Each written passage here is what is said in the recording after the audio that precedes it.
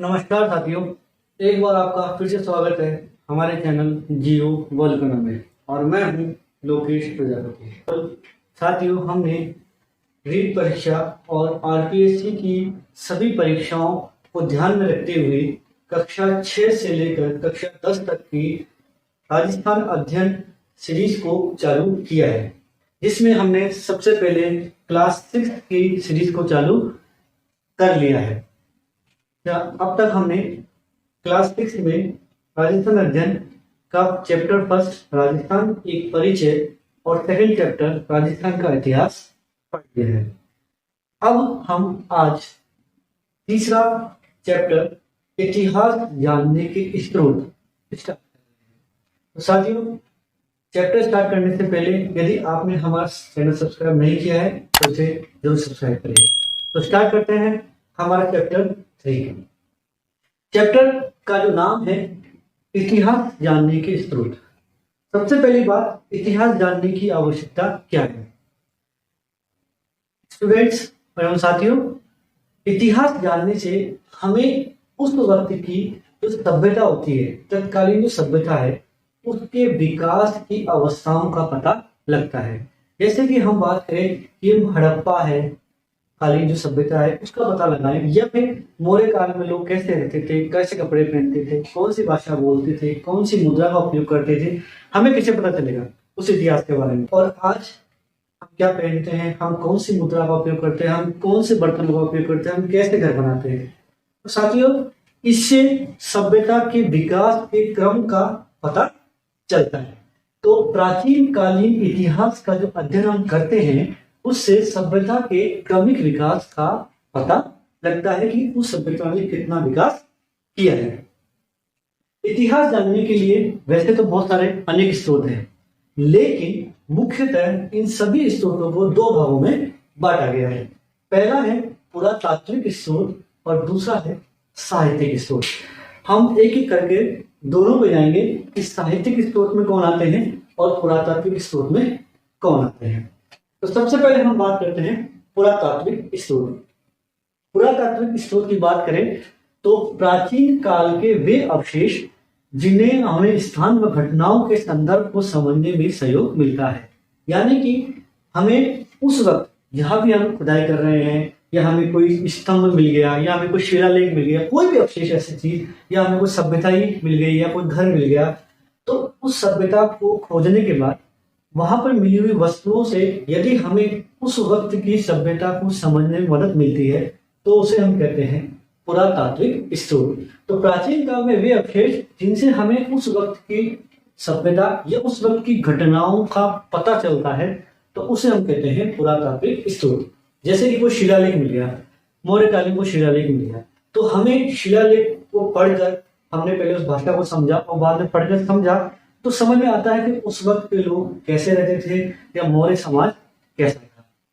पुरातात्विक स्रोत हैं, उनको भी कई भागों में विभक्त किया गया है। जैसे कि पहला है अभिलेख, दूसरा है स्मारक, तीसरा है मुद्राएं, चौथा है बर्तन और कलाकृतियां, पांचवा है ताम्रपत्र। तो सबसे पहले हम स्टार्ट करते हैं अभिलेख। अभिलेख क्या होते हैं? अभिलेख किसी पत्थर पर, किसी स्तंभ पर, किसी स्तूप पर लिखी गई सूचनाएं होती हैं, आज्ञाएं होती हैं, जिनसे हमें पता लगता है कि उस वक्त की सभ्यता कैसी थी।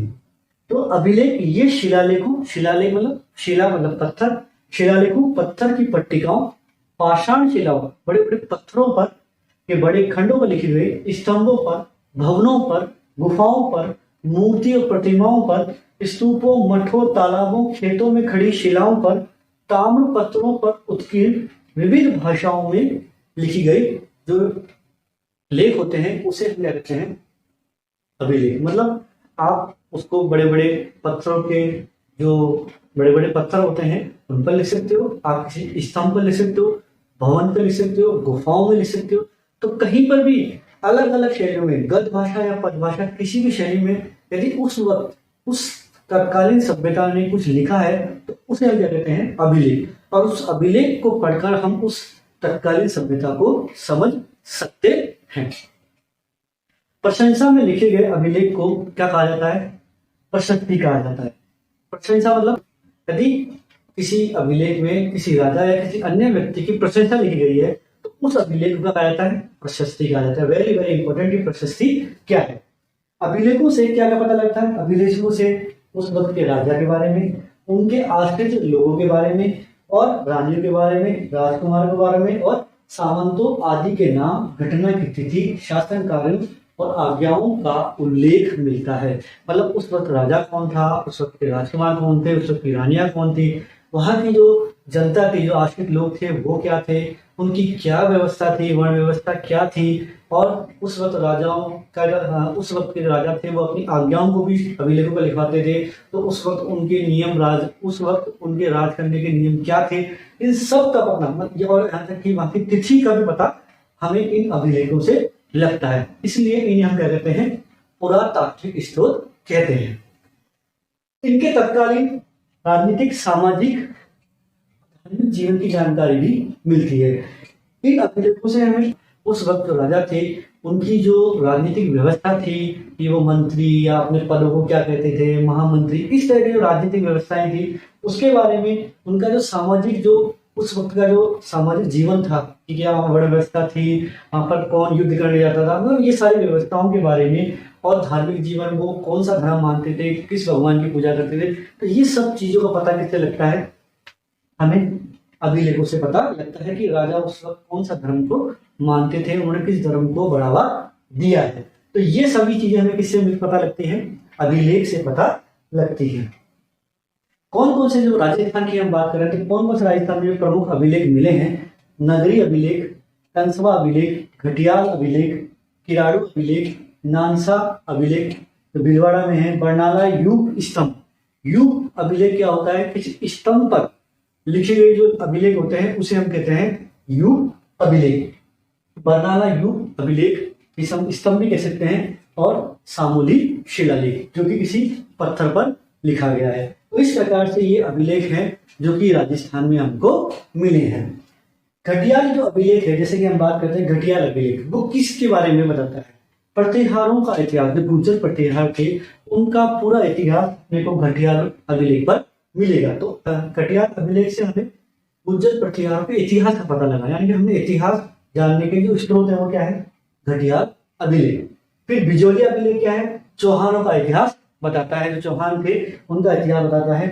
और चीरवा अभिलेख है, वो रावल समर सिंह के युग की जानकारी देता है। तो इस प्रकार से परीक्षा में आ सकता है कि चीरवा अभिलेख किसके बारे में जानकारी देता है, बिजोलिया अभिलेख किसके बारे में देता है, और घटियाल अभिलेख किसके बारे में जानकारी देता है। तो साथियों, हमने अभी तक पढ़ा इतिहास जानने के स्रोत दो हैं, पुरातात्विक और साहित्यिक। पुरातात्विक हमने पहले पढ़ा अभिलेख। अभिलेख बताया हमने, अभिलेख होते हैं वो शिलालेखों, बड़े बड़े पत्थरों पर, स्तंभों पर, भवनों पर, गुफाओं पर लिखे गए लेख होते हैं जो कि गद्य या पद भाषा दोनों में लिखे जा सकते हैं। इनसे उस वक्त के राजा, राजकुमारी, वहां के आश्रित लोगों के सामाजिक, आर्थिक जीवन, राजनीतिक जीवन इत्यादि के बारे में हमें जानकारी मिलती है। और प्रमुख अभिलेख हमने बता दिए राजस्थान में जो मिले हैं, नगरी अभिलेख, कंसवा अभिलेख, घटियाल अभिलेख और सामूली अभिलेख, बरनाला युग अभिलेख और किराड़ू अभिलेख और नानसा अभिलेख। इसमें से घटियाल अभिलेख प्रतिहारों का इतिहास बताता है, बिजोलिया अभिलेख चौहानों का इतिहास बताता है, और चीरवा अभिलेख है वो रावल समर सिंह के युग का इतिहास बताता है। अब हम सेकेंड वाले पुरातात्विक स्रोत का जो दूसरा भाग है वो है स्मारक। तो साथियों, पुरातात्विक स्रोत में हमने पहले पढ़ा अभिलेख, अब हम पढ़ेंगे स्मारक। स्मारकों में हम बात करें कि तत्कालीन सभ्यता के स्मारक, जैसे कि पुराने राजाओं के दुर्ग हुए, बड़े बड़े महल हुए, है ना, वहाँ की जो स्थानीय लोग थे, जनता थी, उनके घर हुए, या वहाँ के कोई मंदिर हुआ, भवन हुआ, जो भी चीजें थी वो सब चीजें किसमें आएंगी? स्मारक में। हम स्मारकों से देखकर पता लगा सकते हैं कि वहां पर उस वक्त के लोगों की स्थिति, सामाजिक आर्थिक स्थिति क्या रही होगी, भवन निर्माण में कौन सी निर्माण शैली उस वक्त प्रचलित थी। जिस तरीके से अपन जानते हैं मुगलों में अलग भवन शैली, निर्माण शैली थी, और राजपूतों में अलग थी। तो अलग अलग शासनकाल में क्या क्या भवन शैली रही वहां पर निर्माण की, वो हम यहाँ पर पता लगा सकते हैं। तो स्मारकों में दुर्ग प्रमुख है। मुख्यतः तो हम दुर्ग को लेते हैं, इसमें से चित्तौड़ है, जालोर का दुर्ग है, गागलोन जो झालावाड़ में है, रणथंभौर सवाई माधोपुर, आमेर जयपुर, तारागढ़ अजमेर, मेहरानगढ़ जोधपुर, कुंभलगढ़ अपने राजसमंद इत्यादि जो दुर्ग हैं इसमें प्रमुख कैसे आते हैं, और इनके अध्ययन से या इनके अध्ययन से हमें तत्कालीन सभ्यता का पता लगता है। साथ में हम दुर्ग के अलावा जो भवन है उस वक्त के स्नानागार है या राजप्रसाद, मतलब जो महल होता है राजप्रसाद होते हैं, सार्वजनिक भवन है, जो पब्लिक जो भवन है वो जनसाधारण के घर, जो जनताओं के घर हैं, विहार है, मठ है, स्तूप है, मंदिर है, चैत्य है, वहाँ की समाधियां हैं। अगर मान लो तो समाधियां है, हाँ उस वक्त लोग जलाते नहीं थे, वहाँ समाधियां रखते थे, तो समाधियां हैं या फिर बड़ी बड़ी राजा महाराजा होते थे उनकी समाधि से पता करता था, उस पर भी कुछ लिखा हुआ होता था कि भाई ये राजा थे वो इतने से इतने काल तक रहे, उसके बाद ये इनकी मृत्यु हुई और इनकी यहाँ पर समाधि है, तो उससे भी हमें पता लगता था उस वक्त के इतिहास के बारे में। तो बावड़ी है, कूप है आदि स्मारक। अब बावड़ी है, कूप है, तो पता लगता है कि भाई उस वक्त पानी पीने के क्या क्या स्रोत थे और मनुष्य ने उस वक्त पानी पीने के लिए क्या क्या इंतजाम कर रखे थे। इस प्रकार से इन अपने स्मारकों से जुड़ी तत्कालीन सभ्यता के जीवन का पता लगता है। अब हम तीसरी बात करते हैं मुद्राएं। मुद्राएं सिक्के किसी भी काल विशेष की राजनीतिक, धार्मिक और आर्थिक स्थिति पता लगता है। मुद्राएं मतलब जो पैसे सिक्के होते थे या छापे होते थे, उससे पता लगता था कि उस वक्त के जो राजा थे, उस वक्त का शासन था वो कैसा था, वहां का राजनीतिक जीवन कैसा था, वहां के लोगों की आर्थिक स्थिति कैसी रही। सोने के सिक्के चल रहे हैं, समझ लो वहां के लोगों की स्थिति बहुत अच्छी थी। चांदी के सिक्के चल रहे हैं थोड़ा कम, और तांबे के सिक्के चल रहे हैं, मतलब वहां की राजनीतिक जो आर्थिक स्थिति थी वो थोड़ी सी कम थी। तो सोने के सिक्के, चांदी के सिक्के, तांबे के सिक्के, अलग अलग सिक्के चलते थे। तो मुद्रा सिक्कों से किसी भी काल के राजनीतिक जीवन, धार्मिक जीवन और आर्थिक स्थिति का पता लगता था। मुद्राओं पर बहुत सारी चीजें थी, अंकित होती थी, इस शत्रु में बना है, इस सन में बना है, राजाओं के चित्र अंकित होते थे, उनके नाम अंकित होते थे, तो उस वक्त के राजा, तिथि, नाम उनका पता लगता था। तो भाषा है, लिपि है, सन है, संवत है, नाम सहित धातु की शुद्धता, नापतोल का भी अपन जैसे आज किलोग्राम, मिलीग्राम है ना, टन इत्यादि नापतोल हमारे आज उस वक्त नापतोल क्या रहेंगे, जैसे कि अपन बात करते हैं थौली है ना, ये इस तरह के नापतोल। तो भाषा, लिपि, सन, संवत, नाम सहित धातु की शुद्धता, नापतोल से उस समय की समृद्धि का पता चलता है। तो उस वक्त के सिक्कों से पता चलता है कि उस वक्त के लोगों की स्थिति क्या रही होगी, क्या कितने वो समृद्ध रहे होंगे या उनकी स्थिति अच्छी नहीं रही होगी। तो ये है अपना मुद्राएं। तो मुद्राओं से भी इतिहास के बारे में पता चलता है। अब बात करते हैं अपन बर्तन और कलाकृतियों की। जब हमने खनन किया, खुदाई करी, तो उसमें से हमें बर्तन या अन्य अलग अलग प्रकार की कलाकृतियां हमको बाहर निकली, और उन कलाकृतियों से हमें पता लगा कि उस वक्त के लोग किस प्रकार के बर्तन या कलाकृतियों का उपयोग करते थे। उस तरह से तत्कालीन बर्तन आदि कलाकृतियां प्राप्त हुई। बर्तनों पर चित्रण, खंभों पर कलाकृतियां होना, जो घरों बने थे खंभों पर, किवाड़ों पर, गोफरों पर, उस पर भी अलग अलग प्रकार की कारीगरी देखने को मिलती थी। राजस्थान में उत्खनन से प्राप्त जो मृद भांड है, मिट्टी के जो बर्तन हैं वो भी हमें मिले हैं। प्याले हैं, रकाबियां हैं, धूप पात्र है, दीपक है आदि से हमें उस वक्त जो हमारे पूर्वज थे उनकी कला कौशल को देखने का मौका मिलता है कि वास्तव में वो कैसे मटकों को बनाते थे, मृद भांड बनाते थे, किस प्रकार से वो दीपक बनाते थे, किस प्रकार से वो ये अपनी किवाड़ और चीजें बनाते थे, उस पर चित्रकारी करते थे। तो इससे हमें अपने पूर्वजों की कला कौशल का पता लगता है।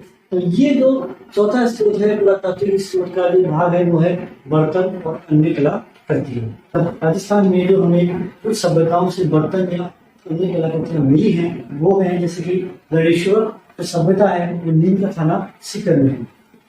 यहाँ से हमें ताम्र संस्कृति के अवशेष मिले हैं। इसका मतलब उस सभ्यता के जो लोग थे वो ताम्र के बर्तनों का या ताम्र का उपयोग करते थे। ताम्र संस्कृति के अवशेष हमको गणेश्वर नीम का थाना सीकर सभ्यता से मिले हैं।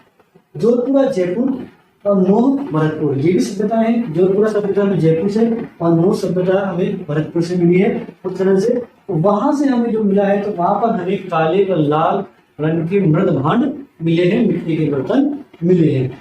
और इसी प्रकार से आहड़ और गिलूट जो उदयपुर की सभ्यताएं हैं, यहाँ से भी हमें प्रस्तर और फलक आदि प्राप्त हुए हैं। तो इन कलाकृतियों से हमें उस वक्त की सभ्यताओं की जानकारी होती है, उस वक्त के पूर्वजों की कला एवं कौशलों की भी जानकारी होती है। तो ये है हमारा बर्तन और कलाकृति। अब बात करते हैं ताम्रपात्र। जो लास्ट है पुरातात्विक स्रोत का प्रकार, ठीक स्रोत में ताम्रपात्र। अब ताम्रपात्र किसे कहते हैं? ताम्र के छोटे बड़े पत्थरों पर खोदे गए जो लेख है, उस पर हम कुछ लिख रहे हैं, उसको हम क्या कहते हैं? ताम्रपत्र कहते हैं। वेरी वेरी इंपॉर्टेंट, ताम्रपत्र क्या है ये परिभाषा अच्छे से याद करना।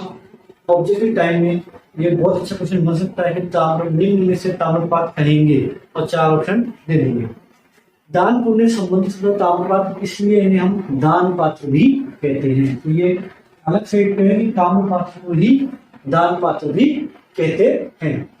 उस वक्त के शासनकाल, मतलब जो राजा थे या उनका जो शासन था, उस वक्त की भाषा, पर्व, धर्म, भूमि और भूमि का प्रकार, नापतोल, दान और दान का प्रकार इत्यादि का पता हमें ताम्र पात्रों से लगता है। ताम्र पात्र में जो लिखा जाता है उससे पता लगता है कि उस वक्त के शासनकाल कैसा था, कैसी भूमि थी, कैसे लोग, किस धर्म के लोग थे, कौन से त्योहार मनाते थे और वहां पे दान पात्र का प्रकार कैसा था। तो ये हम ताम्र पात्र से पता लगा सकते हैं। तो इस प्रकार हमने पुरातात्विक स्रोत में अभिलेख पढ़ा, स्मारक पढ़ा, मुद्राएं पढ़ी, बर्तन और कलाकृतियां पढ़ी और ताम्र पात्र पढ़ा। तो ये है हमारा पुरातात्विक स्रोत। अब हम नेक्स्ट करेंगे साहित्यिक स्रोत। तो जिन छात्रों को एक बार स्क्रीनशॉट लेना है वो स्क्रीनशॉट ले सकते हैं। तो साथियों अब हम करेंगे इतिहास जानने के साहित्यिक स्रोत। साहित्यिक स्रोत का मतलब है उस वक्त जो जो ग्रंथ, साहित्य, तत्कालीन जो शासन काल रहा है उस वक्त लिखे जाते थे, तो उन किताबों से, उन ग्रंथों से, पुस्तकों से हमें उस वक्त के शासन काल, राजनीतिक, सामाजिक और आर्थिक जीवन के बारे में विस्तृत जानकारी मिलती है। तो साहित्यिक स्रोत की बात करें तो साहित्य का इतिहास जानने में महत्वपूर्ण भूमिका है, क्योंकि साहित्य में अगर हमें उस वक्त की भाषा समझ में आती है तो हम साहित्य से उस वक्त की संपूर्ण जानकारी प्राप्त कर सकते हैं। संस्कृत में लिखे गए साहित्य, हिंदी में, राजस्थानी में, उर्दू में, फारसी इत्यादि भाषाओं में बहुत सारे साहित्य लिखे गए हैं। वेद, पुराण, रामायण, महाभारत, बौद्ध और जैन ग्रंथों से राजस्थान के इतिहास के बारे में काफी अधिक जानकारी मिलती है। अब जैसे हम बात करते हैं कुछ साहित्यों की, कुछ अपने पुस्तकों की, सबसे पहले हम बात करते हैं पृथ्वीराज विजय। पृथ्वीराज विजय है ना, आपने एक बार पढ़ा होगा पृथ्वीराज रातो। ये वो ग्रंथ है, वो साहित्य है जिनसे हमें उस वक्त के राजा शासनकाल का पता लगता है। पृथ्वीराज विजय लेखक जैनक, इसमें चौहानों की उपलब्धियों का वर्णन मिलता है। यानी कि उस वक्त के चौहान शासक थे, उनकी उपलब्धियों का वर्णन हमें पृथ्वीराज विजय में मिलता है, जैसे कि पृथ्वीराज चौहान। हमीर काव्य, हमीर काव्य किसने लिखी? नयनचंद और सूरी ने। और इसमें हमीर भी चौहान थे, तो इसमें चौहानों की उपलब्धि के साथ साथ अलाउद्दीन खिलजी की रणथंभौर पर विजय, किस प्रकार से उन्होंने रणथंभौर पर विजय हासिल की, और उस वक्त के जो शासन था, उस वक्त के शासन काल में सामाजिक और धार्मिक स्थिति कैसी थी, इन सब का पता हमें हमीर काव्य से लगता है। फिर अब आते हैं, बात है पृथ्वीराज रासो में यहाँ लिख चुका हूँ। वचनिका किसने लिखी? अचलदास खिची ने, है ना। तो इसको नाम लिखते हैं अचलदास खिची की वचनिका। पूरा नाम अचलदास खिची की वचनिका। किताब का नाम ये है वचनिका, है ना। कान्नड़ देव प्रबंध पद्मनाथ जी ने लिखी। दलपत विलास, है ना, दलपत विलास दलपत सिंह बीकानेर के थे, उन्होंने लिखी। तो ये तो थी अचलदास खिची की वचनिका। और सिंपल वचनिका नाम से जो साहित्य है वो किसने लिखा? खिड़िया जग्गा ने लिखा। तो परीक्षाओं में हूबहू ऐसे के ऐसे क्वेश्चन आ जाते हैं कि ये साहित्य किसने लिखा? अचलदास खिची की वचनिका, कान्नड़ देव प्रबंध पद्मनाथ, दलपत विलास दलपत सिंह बीकानेर के रहने वाले थे, और वचनिका खिड़िया जग्गा ने लिखी। जो ख्यात नाम से साहित्य होते थे, जिसमें ख्याति मतलब किसी भी चीज का वर्णन, उपलब्धियों का वर्णन होता था, उसे हम ख्यात कहते हैं। उसमें उस वक्त के जो राजा होते थे उनकी उपलब्धियां, उनकी ख्यातियों का वर्णन किया जाता था। साथ में उनके राजाओं के वंश के बारे में भी वर्णन किया जाता था। उनके बाद ये राजा बने, इनके जितने पुत्र थे उसके बाद वो राजा बने। तो ख्यात विषय से साहित्य में राजपूत जो वंश है, कौन कौन से राजपूत वंश की कहाँ कहाँ स्थापना हुई, जैसे गोहिल है, चौहान है ना, हाड़ा है, सारे जो भी अपन बात कर रहे हैं। और राजपूत वंशों का वंशक्रम क्या था, किस क्रम से कौन किसका पुत्र था, और वहां का उनका राज्य क्षेत्र कहाँ कहाँ तक फैला हुआ था, इसका वर्णन हमें ख्यात विषय से मिलता है। जैसे कि नैन सिंह ख्यात, बाकी दास की ख्यात, दयाल दास की ख्यात, जोधपुर राज्य की ख्यात। तो ये ख्यात क्या है, वहां के राजपूत राजाओं की कब उन्होंने मतलब कौन से वंश की स्थापना कहाँ हुई, उस वंश का वंशानुक्रम क्या है, और उस राजपूत राजाओं का राज्य क्षेत्र कहाँ कहाँ तक है, इसका पता हमें ख्यात नामक विषय से लगता है। हम इस ख्यात से हम उस वक्त के राजाओं के इतिहास के बारे में जान सकते हैं। फिर हम बात करते हैं कर्नल जेम्स टोड। ये बहुत ही प्रचुर नाम है, साथियों आप सबने सुना ही होगा। तो कर्नल जेम्स टोड है, उन्होंने राजस्थान के इतिहास में जो किताब लिखी उसका नाम था annals and antiquities of Rajasthan, annals and antiquities of Rajasthan. और एक और साहित्य लिखा था जिसका नाम है पश्चिम भारत की यात्रा। तो दोनों ही जो साहित्य हैं वो कर्नल जेम्स टोड ने लिखे थे। उसके बाद वंश भास्कर जो साहित्य था वो सूर्यमल मिश्र बूंदी के महाकवि थे, उन्होंने लिखा। उसके बाद वीर विनोद है, वो कविराज शमलदास ने लिखा। और मारवाड़ राज्य का जो इतिहास नामक साहित्य है वो विश्वेश्वर नाथ रेव ने लिखा, विश्वेश्वर नाथ रेव। फिर गौरी शंकर ओझा, गौरी शंकर ओझा द्वारा भी काफी सारे ग्रंथ प्रतापगढ़, डूंगरपुर, बांसवाड़ा, सिरोही, जोधपुर इत्यादि के लिए लिखे गए। तो इस प्रकार से इन कवियों के द्वारा, इन साहित्यकारों के द्वारा जो साहित्य लिखे गए, ख्यात साहित्य लिखे गए, उसके द्वारा हम राजस्थान के इतिहास के बारे में जान सकते हैं। अब दोस्तों हमारा ये चैप्टर 3 है वो कंप्लीट हो चुका है। यदि आपको हमारा वीडियो अच्छा लगे तो प्लीज इसे लाइक करें, सब्सक्राइब करें और हमारे नोटिफिकेशन प्राप्त करने के लिए बेल आइकन को प्रेस करें। चैप्टर अब हम मिलेंगे नए चैप्टर 4 के साथ। तब तक के लिए जय हिंद, जय भारत।